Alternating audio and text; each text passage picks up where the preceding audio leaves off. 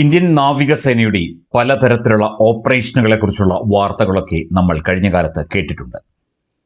ഒരു വേള കടലിലൂടെയുള്ള ചരക്ക് ഗതാഗതം സഞ്ചാരം ഒക്കെ സുഗമമാക്കുന്നതിൽ ഇന്ത്യൻ നാവികസേന അന്താരാഷ്ട്ര തലത്തിൽ നടത്തുന്ന നീക്കങ്ങൾ അല്ലെങ്കിൽ ഇടപെടലുകളൊക്കെ തന്നെ മറ്റ് രാജ്യങ്ങളുടെ കപ്പലുകൾക്ക് പോലും മാതൃകയായിട്ടുണ്ട് അല്ലെങ്കിൽ രക്ഷയായിട്ടുണ്ട്.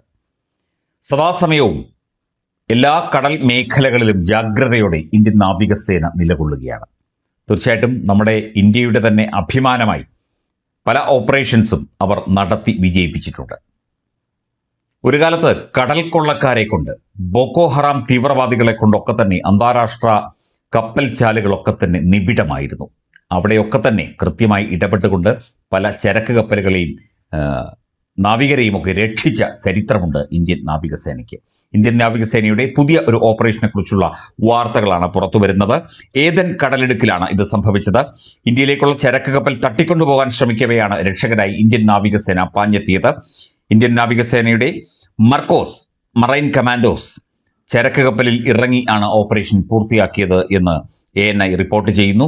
Indian navy warships INS ത്രികാന്ത് thwarted a piracy attempt in the Gulf of Aden last night. ഇന്നലെ രാത്രിയാണ് സംഭവം ഉണ്ടായത്. The Indian Navy Marine Commandos boarded the affected vessel MV Golden Arsenal, which had one Indian crew member on board. The vessel was carrying critical cargo for India. ഇന്നലെ രാത്രിയോടുകൂടിയാണ് ഈ സംഭവം ഉണ്ടായത്.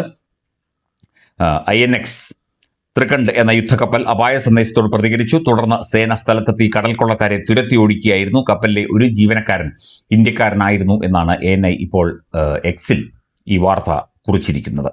കപ്പൽ കൊള്ളക്കാരുടെ സാന്നിധ്യം മനസ്സിലാക്കിയതിന് പിന്നാലെ ക്രൂ അംഗങ്ങൾ ആന്റി പൈറസി പ്രോട്ടോകോൾ നടപ്പിലാക്കുകയും സുരക്ഷിത സ്ഥാനങ്ങളിൽ അഭയം തേടുകയും ചെയ്തു. പിന്നാലെ അടിയന്തര ആശയവിനിമയ മാർഗം വഴി വിവരം പുറത്ത് അറിയിക്കുകയായിരുന്നു. കൃത്യമായ ഇടപെടൽ, സമയത്തുള്ള ഇടപെടൽ, അത് ഒരു മിലിറ്ററി ഫോഴ്സ് ചെയ്യേണ്ട ഒരു അടിയന്തരമായ കാര്യമാണ്. കൃത്യമായ സന്ദേശങ്ങൾ ലഭിച്ചാൽ അന്നേരം തന്നെ ലൊക്കേഷൻ, അതിൻ്റെ സ്ഥാനങ്ങൾ ഒക്കെ നോക്കി കൃത്യമായി പ്രതികരിക്കുക. അതിന് പ്രത്യേകമായ പരിശീലനം ലഭിച്ച പ്രത്യേക കമാൻഡോസ് ഒക്കെ തന്നെ ഇന്ത്യൻ നാവികസേനയുടെ ഭാഗമാണ്. ഇപ്പോൾ INS ത്രികന്ത് എന്ന ഇന്ത്യൻ കപ്പൽ തന്നെ, ആ കപ്പലിൽ നിരവധി ഇന്ത്യൻ സാധനങ്ങളുമായി ഇന്ത്യയിലേക്ക് വരികയായിരുന്നു. ഗൾഫ് ഓഫ് ഏദനിലാണ് ഈ സംഭവം ഉണ്ടായത്. തീർച്ചയായിട്ടും കൂടുതൽ ഇടപെടലുകൾ ഈ വിഷയത്തിൽ ഉണ്ടാകണം. ഈ വിഷയത്തിൽ ഇന്ത്യൻ പ്രതിരോധ മന്ത്രി രാജ്നാഥ് സിംഗ് ഇന്ത്യൻ നേവിയെ അഭിനന്ദനങ്ങൾ അറിയിച്ചിട്ടുണ്ട്. മാത്രമല്ല, അവർക്ക് ഈ കടൽ മേഖലയിൽ ജോലി ചെയ്യുന്നതിന് വേണ്ട ഏറ്റവും അത്യന്താധുനിക ഉപകരണങ്ങൾ DRDO സജ്ജീകരിച്ചു കൊണ്ടിരിക്കുകയാണ്. അത് എത്രയും പെട്ടെന്ന് നേവിയുടെ ഭാഗമാക്കുന്നതിൻ്റെ നടപടികൾ നടന്നു വരികയാണ് എന്ന് കേന്ദ്ര പ്രതിരോധ മന്ത്രാലയം അറിയിക്കുന്നുണ്ട്. ഇന്ത്യൻ നാവികസേനയുടെ ശക്തമായ ഇടപെടൽ മൂലം കടൽ കൊള്ളക്കാർ എന്ന് പറയുന്ന വിഭാഗം ഇപ്പോഴുമുണ്ട്. കടലിൽ പല മേഖലകളിലുണ്ട്.